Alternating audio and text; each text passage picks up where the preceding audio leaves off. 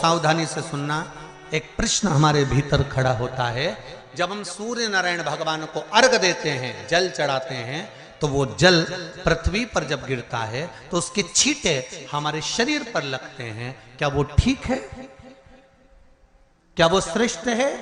तो शिव महापुराण की कथा कहती है, जब हम सूर्य को अर्घ देते हैं, सूर्य को जल चढ़ाते हैं, वो पानी जब पृथ्वी पर गिरता है, उसके छींटे हमारे शरीर पर लगते हैं, तो वो श्रेष्ठता का भाव निर्मित करते हैं, वो गलत नहीं हो सकता।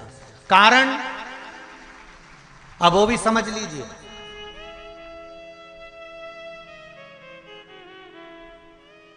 अब सूर्य नारायण भगवान को आप जल चढ़ा रहे हो, तो छींटे नहीं लगे, उसके लिए क्या स्टूल पे चढ़ के चढ़ाओगे कि कुर्सी पे चढ़ के चढ़ाओगे?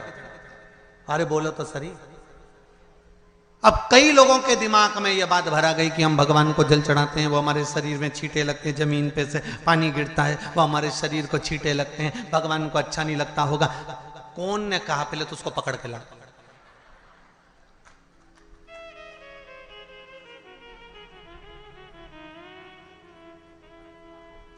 क्योंकि मेरे राम जी महाराज, मेरे भगवान कृष्ण,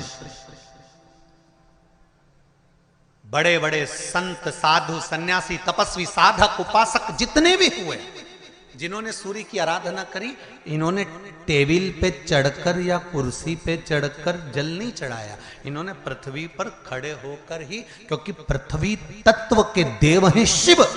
जब हम मृत्यु लोक पर खड़े होकर, पृथ्वी पर खड़े होकर भगवान शंकर का भाग पृथ्वी तत्व को धारण कर कर जल को हाथ में लेकर जब समर्पित करते हैं, और जो जल नीचे गिरता है वो शरीर पर अगर लगता है तो हमको उसका आशीर्वाद ही प्राप्त होता है, दोष नहीं लगता। पर लोगों ने इसको विपरीत कर दिया। कि कौन ने विपरीत करा? कई लोगों ने इसको विपरीत कर दिया।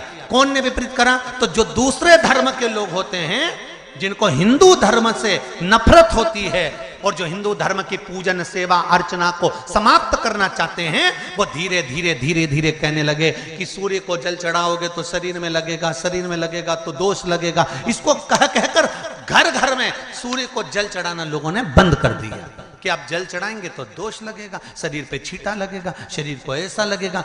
ये दोष नहीं है। कितनी सुंदर बात है महाराज। सूर्य नारायण भगवान को जब जल चढ़ाया जाता है, हाथ सिर से 8 इंच की दूरी पर होना चाहिए। जम के बोलिए, सिर से कितना ऊंचा होना चाहिए? 8 इंच ऊपर अपना हाथ होना चाहिए मस्तक से सूर्य को जल चढ़ाते समय। और ना चांदी का, ना स्टील का, ना लोहे का, ना प्लास्टिक का, ना कांच का, ना सोने का कोई बर्तन, ना कांसे का, ना एल्युमिनियम का,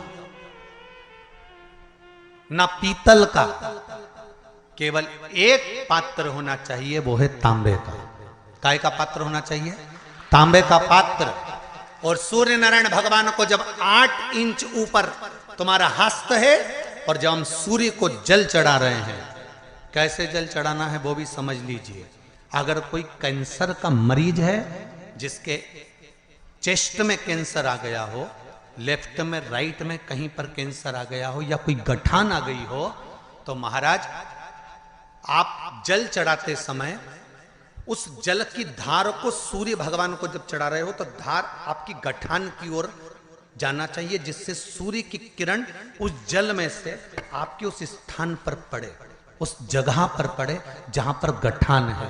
महाराज आप लगातार जल तो चढ़ाना चालू करो, अच्छे अच्छे डॉक्टर फेल हो जाएंगे और कह देंगे गठन ठीक हो गई। आपका लीवर और किडनी गड़बड़ कर रहा है, आप प्रतिदिन, आपका स्वास्थ्य गड़बड़ रहता है, आप प्रतिदिन ये ज्योतिष शास्त्र के अंतर्गत, रत्न शास्त्र के अंतर्गत, ये रत्न शास्त्र, ज्योतिष शास्त्र, रंग शास्त्र जो हमारे यहाँ है, रंगों के हिसाब से ये जितने रत्न होते हैं, माणिक हुआ, मोती हुआ, नीलम हुआ, मूंगा हुआ, पुखराज हुआ, ये क्यों कहते हैं ये पीला है, ये सफेद है, ये नीला है, ये लाल है, इसको शरीर में क्यों पहनाते हैं? उसका कारण होता है कि जब शरीर में पहनते हैं सूर्य की किरण उसमें पड़ती है, हमारे शरीर पर वो कलर का इफेक्ट पड़ता है, उस कलर को शरीर पर लगता है, और शरीर पर लगता है तो हमारा शरीर धीरे धीरे, हमारी जो इंद्रियां हैं वो सही होने लगती हैं, काम सही होने लगता है। तो आप कहते हो ना, सब